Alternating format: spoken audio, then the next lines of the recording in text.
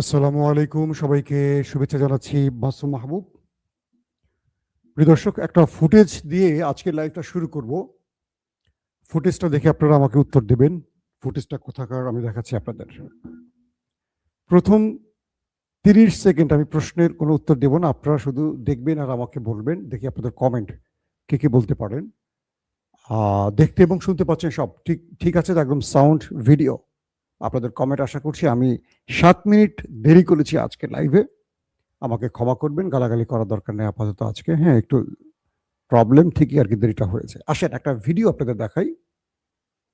এই ভিডিওটা দেখে আপনারা বলা শুরু করেন।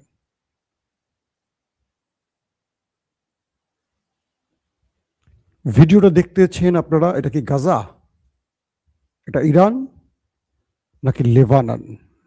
বলেন, ফুটেজটা দেখে বলতে শুরু করেন। এটা কোথাকার দৃশ্য আমি আপনাদের দেখাচ্ছি? গাজা, ইরান নাকি লেবানন? হ্যাঁ, আপনারা বলতে শুরু করেন ভাই। আজকের সৌদি আরব থেকে, আল বাহা থেকে দেখছেন না, বাগদাদ ইরাক থেকে ইউসুফ ভাই, বলেন কোথাকার? ও ও আমার দর্শকরা তো অনেক স্মার্ট। এই জন্য তো আপনাদের জন্য এত কষ্ট করে ভিডিও করি। প্রচুর কমেন্ট চলে এসছে, ইসরায়েল ইসরায়েল ইসরায়েল। রাইট, আপনারা যে ভিডিওটা দেখতে পাচ্ছেন এটি হলো ইসরায়েলের দৃশ্য। কল্পনা করেন এই দৃশ্যগুলো দেখে আজ থেকে কয়েক মাস আগে এই দৃশ্যগুলো আপনারা কোথায় দেখতেন? বলেন কোন নাম বলতে তো খুব ভয় পাচ্ছি। এটি হলো আমাদের নেতা কাকুর বাড়ি, দেখতে পাচ্ছেন? ভালো করে দেখেন, প্রচুর ভিডিও ছিল, আমি দেখাচ্ছি না, বাট এইটুকু আপনাদের দেখাচ্ছি। তারপরও আল্লাহ জানে কি হয়। আপনারা দেখছেন, ভালো করে দেখেন। এটা হলো নেতা কাকুর বাড়ি। এটি দুষ্ট ইরান মিসাইল মেরে মেরে তামা করে ফেলেছে। দুষ্ট ইরান খুব খারাপ। ইরান তুমি খুব খারাপ, তুমি এটা একদম ঠিক করো নাই।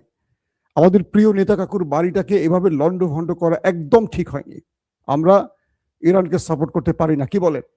এইভাবে যদি কেউ করে, দেখেন ভালো করে, আমি ফুটেজটা আপনাদের প্রয়োজনে আরেকবার দেখাবো, যে দর্শকরা মিস করছে শেষের দিকে আরেকবার দেখাবো। অর্থাৎ আমি আমার দর্শকদেরকে একটু টেস্ট করলাম, আমার দর্শকরা আসলেই তো খবরের জন্য পারফেক্ট। আমি আপনাদের জন্য পরিশ্রম করছি, আমার সাকসেস। এই দৃশ্যটার খুব ইন্টারেস্টিং ব্যাপার যে পৃথিবীর বড় বড় গণমাধ্যমে এসছে, আবার অনেকে সেন্সর করছে। মূলত আজ থেকে বছর খানিক আগে বা তারও আগে যুগের পর যুগ এই দৃশ্যগুলো আমরা দেখেছিলাম অন্য কোনো দেশে। হতে পারে সেটা গাজা, হতে পারে লেবানন। আজকে এই দৃশ্য আমরা দেখছি নেতা কাকুর বাড়িতে। মুস্তফা বাহিনী এমন মিসাইল মারছে যে তাদের আর কিছু অবকাঠামো একদম মানে মাটির সাথে মিশিয়ে দিয়েছে। আপনারা দেখেছেন তো না? এগুলো আমরা সবসময় মুখে বলেছি, আজকে কিছু দৃশ্য দেখিয়েছি। অনেক দর্শক বলে যে মাসুম ভাই কিছু ভিডিও দেখান, দেখাতে ভয় পাই। কেন ভয় পাই সেটা আপনারা জানেন, অনেক রকম সমস্যা থাকে।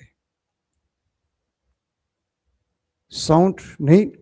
কি বলছে ভাই? আমার দর্শকরা বলছে সাউন্ড নেই। মানে আপনারা কি আমার কথা শুনতে পাচ্ছেন? আমি তো দেখতে পাচ্ছি আমার কথা শোনা যাচ্ছে।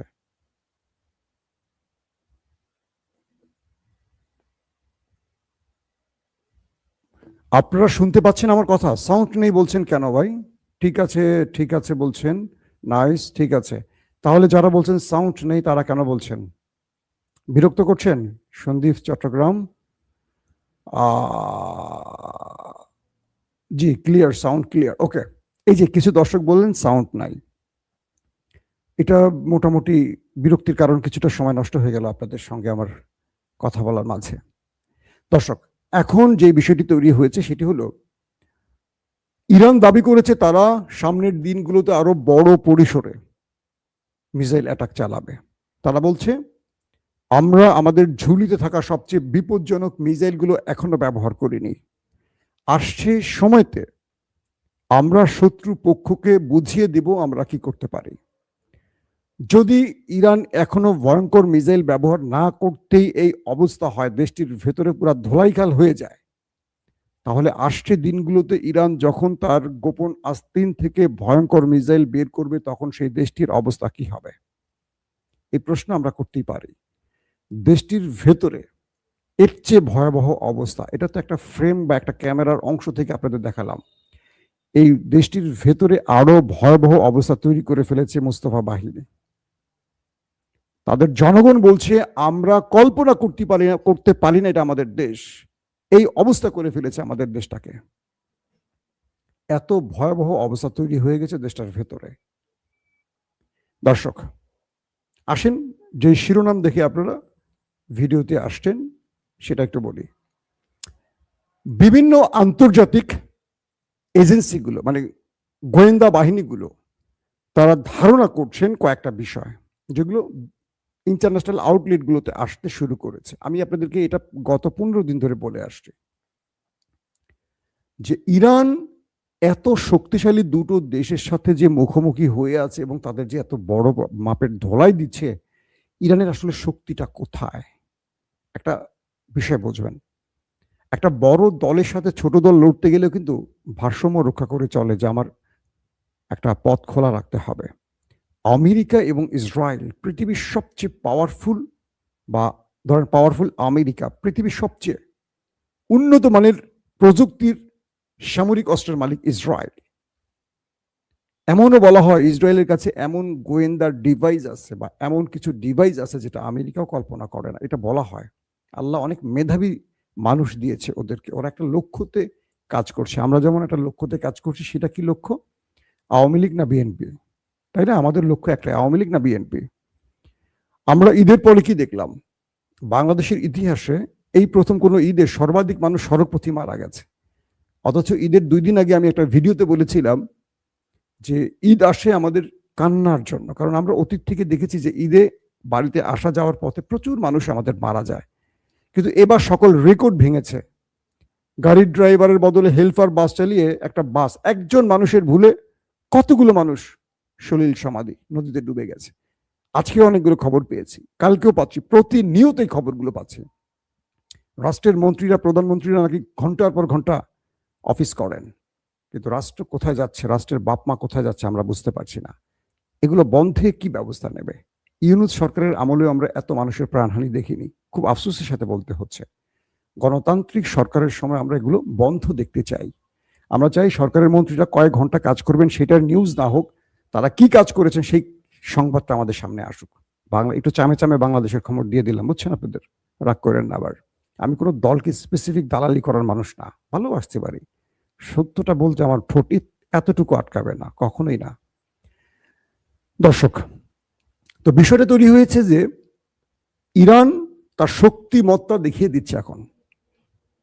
বড় বড় গোয়েন্দা মাধ্যমগুলো বলছে যে ইরান যেভাবে নেতা সাহেবের বাড়িতে অ্যাটাক করছে, নেতা সাহেবের ঘরের মধ্যে যেখানে পারমাণবিক আছে সেই ডিমোনাতে পর্যন্ত সে হিট করছে, তাহলে ইরানের শক্তিটা কোথায়? এই প্রশ্নটা নিয়ে এখন পুরো পৃথিবীর বড় বড় গণমাধ্যম, ইন্টেলিজেন্স টিমগুলো কাজ করছে।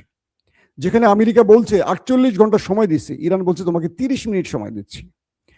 তারপর কি করলো আমেরিকা? বললো তোমাকে আরো 5 দিন সময় দিলাম, আজ শুক্রবার, তোমার উপরে আমি বড় কিছু ঘটিয়ে ফেলবো। ইরান বলছে তুমি আমার যেখানে আক্রমণ করবে তার দ্বিগুণ আক্রমণ আমি তোমার গুরুত্বপূর্ণ জায়গায় করব। তোমার গালফ কান্ট্রির পানি বন্ধ করে দিব, একদম পানিতে মেরে ফেলবো সবাইকে, তাদের সমস্ত গ্যাস তেল বন্ধ করে দিব, দেখি আমি মরবো, সবাইকে নিয়ে মরবো। এবং সেটা করছে ইরান, করে দেখাইছে ইরান। এখন গালফ কান্ট্রি আমেরিকাকে বলছে, হে আমেরিকা, তুমি মারছো ওরে, ওরা মারছে আমারে, কি করবো এখন? বাঁচাও আগে, তুমি আর পাগলামি করো না। আজকে ডোনাল্ড ট্রাম্প, আজকে আমার দিনের প্রথম লাইভে বলে দিয়েছি আপনাদেরকে, আরো 10 দিন সময় ট্রাম্প নিয়েছে যুদ্ধবিরতির জন্য। তিনি যে হুমকিটা দিয়েছিলেন 48 ঘন্টা, সেটা 5 ঘন্টা, অবশেষে সেটা 48 ঘন্টা থেকে 5 দিন, 5 দিন শেষ, আজকে 10 দিন আরো সময় নিয়েছে ডোনাল্ড ট্রাম্প। ইরান তো সময় চাইনি, তাহলে সময়টা দিয়েছে কে ইরানকে? দেয়া হলো কেন? কারণ আমেরিকা ফাঁদে পড়ে গেছে। আমেরিকা মনে করছে এই ধমকি দিয়ে ইরানকে দম থামাবে, কিন্তু পৃথিবীর নাম্বার 1 গোয়েন্দা মাধ্যমগুলো বলছে ইরানের শক্তিটা কোথায়। এটা অনুসন্ধান করতে গিয়ে কিছু আউটলেট বলছে ইরানের কাছে, বা মুস্তফা খমেনি ক্ষমতায় আসার পর অল্প সময়ের মধ্যে ইরানের কাছে যে সেন্ট্রিফিউজগুলো ছিল বা যে ইউরেনিয়াম সমৃদ্ধকরণ ছিল 60%, ইরান সেগুলো দিয়ে হয়তো বা কোনো পারমাণবিক বোমা বানিয়ে ফেলেছে। এবং সাম্প্রতিক সময় ইরানের 3টি মাটির নিচে ভূকম্পন হয়েছে, যেখানে পারমাণবিক পরীক্ষার সম্ভাব্য স্থান বলা হচ্ছে, অথবা আশেপাশে ইরানের পারমাণবিক কোনো প্রজেক্ট ছিল এমনটি ধারণা করা হচ্ছে, ইস্পাহানের আশেপাশে এরকম একটা অঞ্চল। আপনারা জানেন যে ইস্পাহান, ফোর্দো বা কি বলে আরেকটি আছে নাতাঞ্জ, এটা হলো ইরানের পারমাণবিক কেন্দ্র।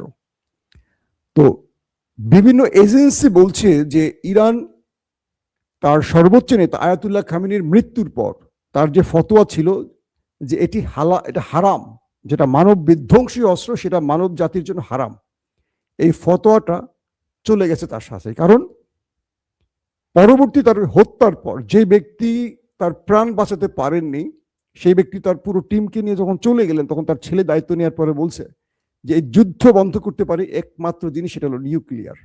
অর্থাৎ আমাদের কাছে নিউক্লিয়ার নেই বলে ওরা অ্যাটাক করে, কিন্তু ওরা উত্তর কোরিয়া অ্যাটাক করে না।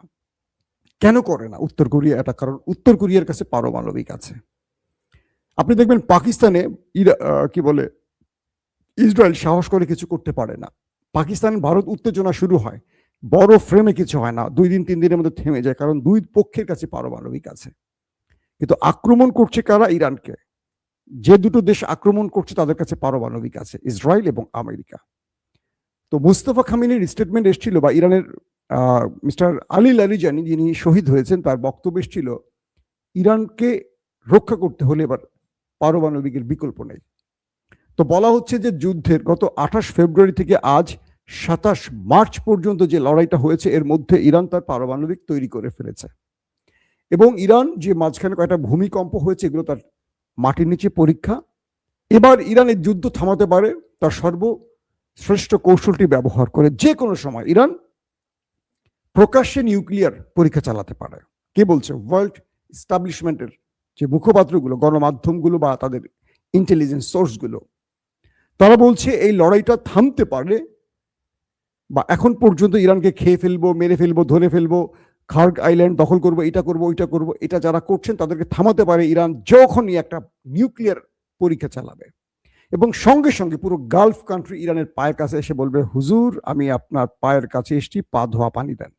কারণ তখন বুঝবে আরব আমিরাত, সৌদি আরব, কাতার, কুয়েত, যত রাষ্ট্র আছে যে ইরানের কাছে এখন পারমাণবিক আছে, ইরান চাইলে খায় ফেলাবে আমাদের।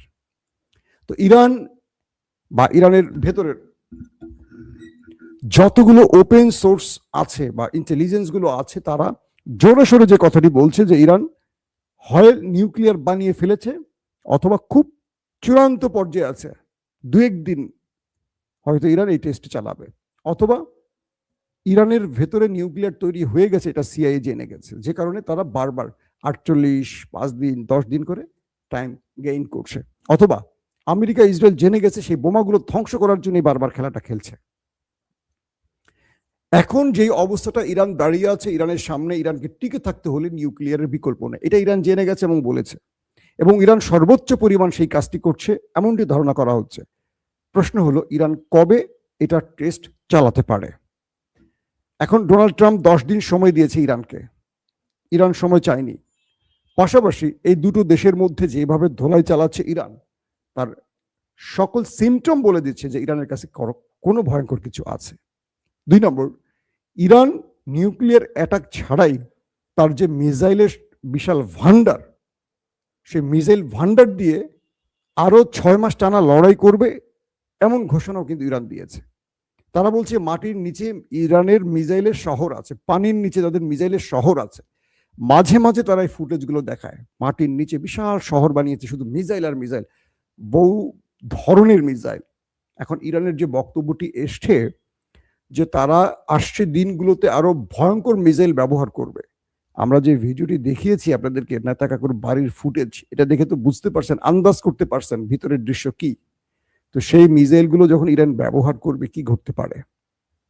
দুটো জিনিস, যদি দেখেন নেতা কাকু কোনো নিউক্লিয়ার অ্যাটাক করছে না, ধরে নেবেন ইরানের কাছে আছে, এটা মোসাদ জেনে গেছে।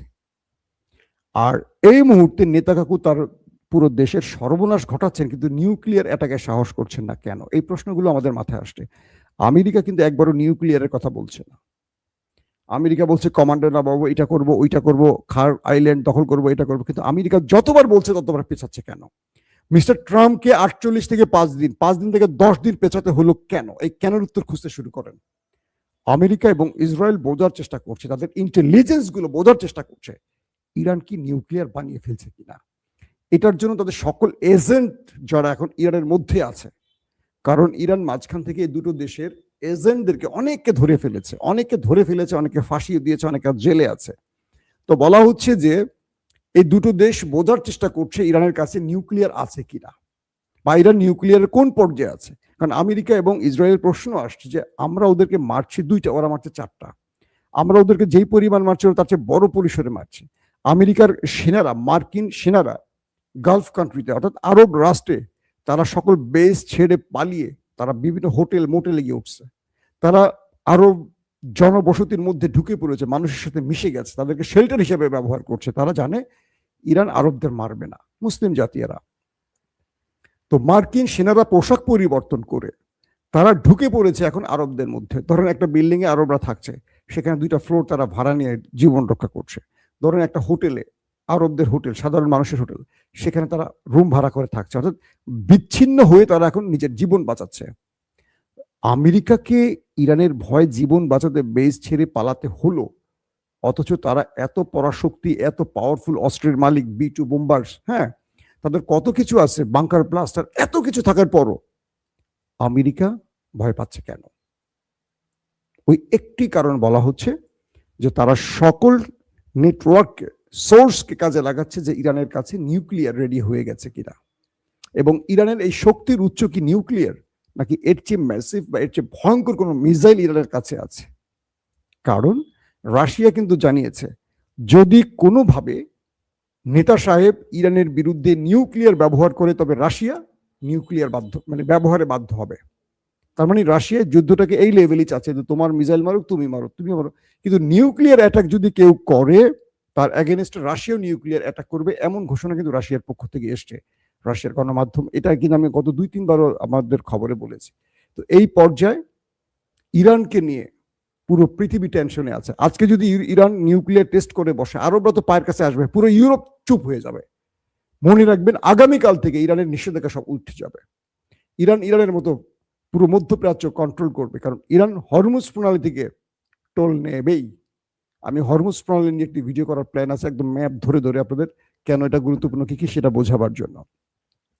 তো এই মুহূর্তে ইরান তার রাষ্ট্রের ভেতরে সবচেয়ে পিক আওয়ারে আছে এবং সবচেয়ে কঠিন সিদ্ধান্তের মুখোমুখি আছে। একটা ভুল ইরানকে শেষ করে ফেলবে, একটা সফল চাল ইরানকে পৃথিবীর বুকে বা মধ্যপ্রাচ্যে সুপার পাওয়ার করে দেবে। এখন ইরান কি করতে যাচ্ছে সেটা হয়তো আমরা অল্প সময়ের ব্যবধানে বুঝতে পারবো, কারণ যুদ্ধের গতি প্রকৃতি ভিন্ন দিকে হাঁটা শুরু করে দিয়েছে। আজকের মতো বিদায় নিচ্ছি।